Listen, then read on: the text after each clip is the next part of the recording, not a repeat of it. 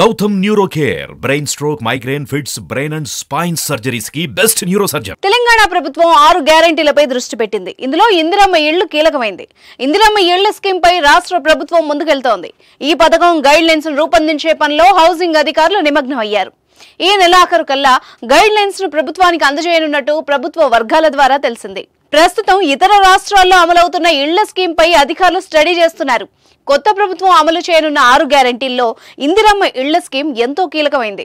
ఎన్నికల సమయంలో 100% సబ్సిడీతో ఇంటి నిర్మాణానికి 5 లక్షల హామీ ఇచ్చింది. డబుల్ బెడ్రూమ్ ఇళ్లు, గృహలక్ష్మి స్కీమ్ విషయంలో గత ప్రభుత్వంపై పెద్ద ఎత్తున విమర్శలొచ్చాయి.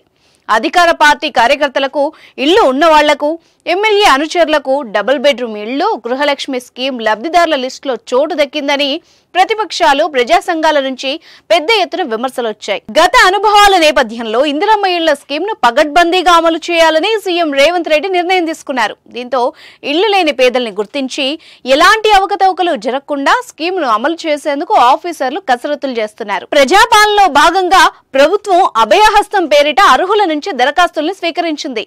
ఈ దరఖాస్తుల్లో ఇందిరమ్మ ఇళ్ల కోసం సుమారు 25 లక్షల అప్లికేషన్లు వచ్చాయి. గ్రామాల్లో గ్రామ సభలు పెట్టి అభయహస్తం దరఖాస్తుల్ని ఆమోదించారు. వచ్చిన దరఖాస్తుల్ని ప్రస్తుతం ప్రభుత్వం ఆన్లైన్ చేసే పనిలో పడింది. డైరెక్ట్ గ్రామాల్లోనే అర్హుల్ని ఎంపిక చేసేలా సీఎం రేవంత్ రెడ్డి ప్లాన్ చేశారు. ఇదిలా ఉంటే రాష్ట్ర వ్యాప్తంగా కొన్ని గ్రామాల్లో ఇళ్ల నిర్మాణానికి స్థలాలు లేని పరిస్థితి ఉంది. ఒకవేళ లబ్ధిదారులకు సొంత స్థలం ఉంటే నేరుగా 5 లక్షలు ఇచ్చేందుకు ఇప్పటికే ప్రభుత్వం సుముఖత వ్యక్తం చేసింది. ఇలాంటి పరిస్థితి ఉన్న గ్రామాల్లో ప్రభుత్వమే స్థలాన్ని కొనుగోలు చేసి ఇళ్ల నిర్మాణం చేపడుతుందా లేదా అనే విషయంపై ఈ నెలాఖరు వరకు స్పష్టమైన ఆదేశాలు వచ్చే అవకాశాలు కనిపిస్తున్నాయి. హౌసింగ్ డిపార్ట్మెంట్ కు చెందిన సుమారు 450 మంది అధికారులు జీహెచ్ఎంసీ, హెచ్ఎండిఏ, జలమండలితో పాటు ఇతర శాఖల్లో డిప్యుటేషన్ పై పనిచేస్తున్నారు. వీళ్లందరినీ హౌసింగ్ శాఖకు తీసుకురావాలని, డిప్యుటేషన్లు క్యాన్సిల్ చేయాలని ఇటీవల ఆ శాఖ మంత్రి పొంగులేటి శ్రీనివాసరెడ్డికి అధికారుల అసోసియేషన్ విన్నవించింది. అందరూ డిపార్ట్మెంట్ కు వస్తే ఇందిరమ్మ ఇళ్ల స్కీమ్ ను పగడ్బందీగా అమలు చేయవచ్చని మంత్రికి వివరించింది. ఆ ప్రతిపాదనను సీఎం కు మంత్రి వివరించగా సీఎం కూడా సానుకూలంగా స్పందించినట్టు తెలిసింది. ప్రస్తుతం హౌసింగ్ డిపార్ట్మెంట్ లో కేవలం 60 మంది అధికారులు, ఉద్యోగులు మాత్రమే పనిచేస్తున్నారు.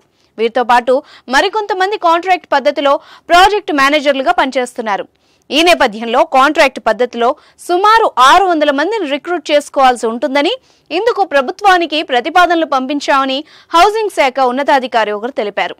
ఈ కసరత్తులో హౌసింగ్ ను ప్రత్యేక డిపార్ట్మెంట్ గా మార్చాలని కొత్త ప్రభుత్వం నిర్ణయించినట్టు తెలుస్తోంది.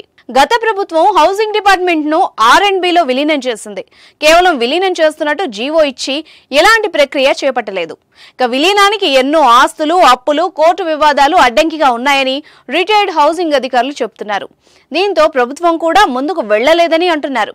ప్రజాపాలనలో భాగంగా ఇందిరమ్మ ఇళ్ల స్కీమ్ కు రాష్ట్ర వ్యాప్తంగా 25 లక్షల అప్లికేషన్లు వచ్చినట్టు అధికారులు చెబుతున్నారు. వీటిని క్షుణ్ణంగా పరిశీలించి అర్హులను ఎంపిక చేయాల్సి ఉంది. గ్రామాల్లో ఇళ్లు లేని వాళ్లు, సొంతగా జాగా ఉండి ఇల్లు లేని వాళ్లు, అలా అర్హుల్ని సెలెక్ట్ చేయనున్నట్టు తెలుస్తోంది. గత ప్రభుత్వంలో డబుల్ బెడ్రూమ్ ఇళ్లకు, గృహలక్ష్మి స్కీమ్ కు అప్లై చేసుకున్న వాళ్లను పరిగణలోకి తీసుకోనున్నట్టు తెలుస్తోంది.